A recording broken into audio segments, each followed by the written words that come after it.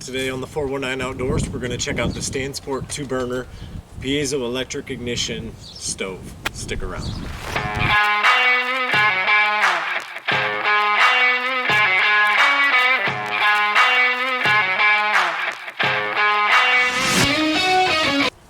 Thank you for joining me back here at the 419 Outdoors today. We're taking a look at the Stansport 2-burner stove with the Piezo electric ignition.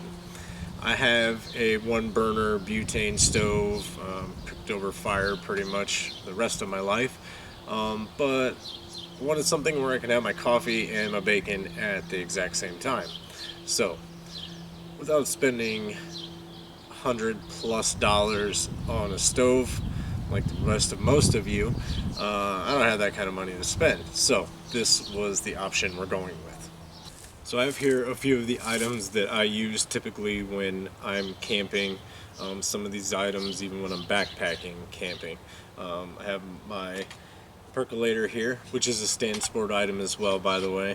On a side note, it's not even marked. There's no Stansport marking on this at all. But anyway, moving on. My Pathfinder bush pot as well as my Pathfinder skillet. And you always gotta have propane or this baby ain't gonna work. So, just some things I use. Yeah. Before we actually get to firing up this grill, I'm going to give you a walk around the stove and we'll put this thing to operation and get some water ready for coffee. So let's check it out. The stove itself weighs in at around 8 pounds, which is kind of on the lighter side actually, but it isn't one of the bigger stoves that you can get either. To open the stove, very simple. Just lift up on the latch, which is on a spring by the way, it's kind of nice. And just lift it off and we're done. When it comes from the supplier, manufacturer, whoever it is that you buy it from, your gas valve for your propane will be zip tied to your grill. So we'll just set that aside for the moment. And you have 2 wind guards, one on either side, and they just kind of hook into the lid. Just like that.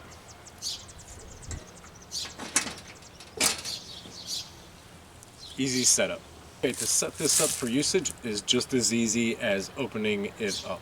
So the first thing you need is your 1 pound or whatever container you have of propane. Okay, so the first thing I'm going to do is attach this to my stove. Not tight all the way, but just get it attached. Okay, and as you can see, it kind of still moves.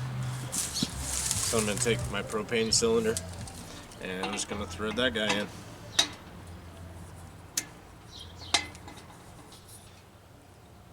Hand tight is good. You don't have to crank on these things. So now I'm going to leave it to rest and I'm going to go ahead and tighten it up at the stove. As you can see, it is a little wobbly, but it'll be alright. So we're ready to fire it up. We have gas ready to go. We can give this bad boy a try. Let's do that.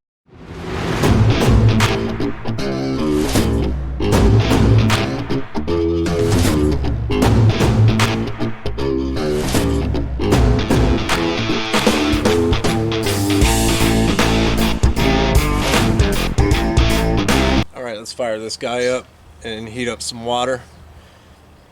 So in order to do that, just turn your knob on and you can definitely hear the gas hissing and give it a push. We have fire. And I can light them together as one, just turning gas onto both knobs, or I can light them individually, just have to hit the ignition again, however I want to do that. Let's put some water on here. As you can probably hear, it is a little windy today, so this will be a good test for the stove as far as getting it on video. I've already put this to use in windy conditions myself and really had no issues at all. So let's crank this up and see how long it takes this water to boil.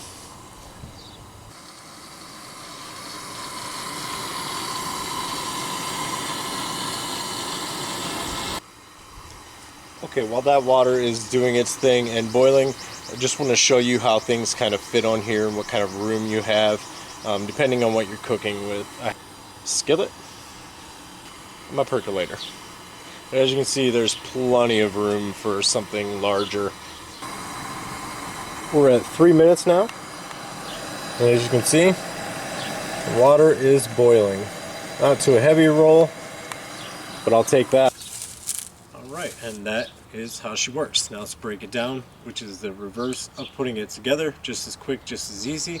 Definitely want to let your stove cool down first, then pack it up and put it away. So let's do that. So first thing I'm going to do is just loosen it at the stove a little bit so I can rotate it and hold it a little easier. And then just undo my stove. Wear gloves, keep your hands out of the way, keep a hold of the cylinder, and give a little poof, and we're done. Done with that. Next, I'm just going to take the adapter off of the stove. So once that's in there, I'm just going to take my side shields loose, fold them in, close the lid, snap, we're done. The thing I want to show you is that the handle is built in to the stove itself, so there's no external handle on the top or anything like that. It's all right here inside, and that's great. Rubber feet, fantastic. No part of the stove gets overly hot or anything like that, so I have no issues there. Alright, just want to give you guys a quick couple of dimensions. Like I gave you the weight already, but we're looking at about 18 inches wide by about 11.5 inches by about 4 inches, roughly. Who needs exact?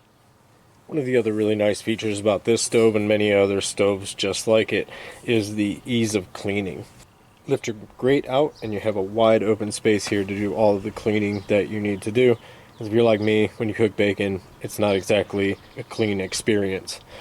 As well, you can remove the windshields and the few screws that hold this plate down and get in to do whatever you need to do, or take that to deep clean it. I haven't exactly taken it that far apart yet, but of course it's possible. Okay, let's talk about some of the issues I do have with this stove. First is right here on the front, the stickers are backwards. They need to flip-flop. You don't turn this way for less, you turn this way for more. The stickers are wrong. Secondly, these knobs do not have a stopping point. Once it reaches high flame, you can just keep turning and turning and turning it, and it doesn't stop.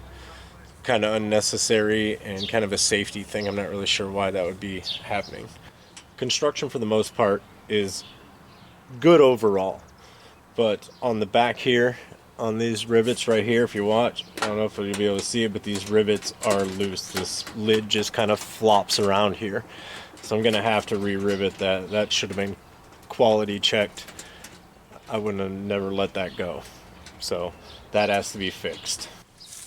Alright guys, thanks for hanging out with me today to check out the Stansport stove.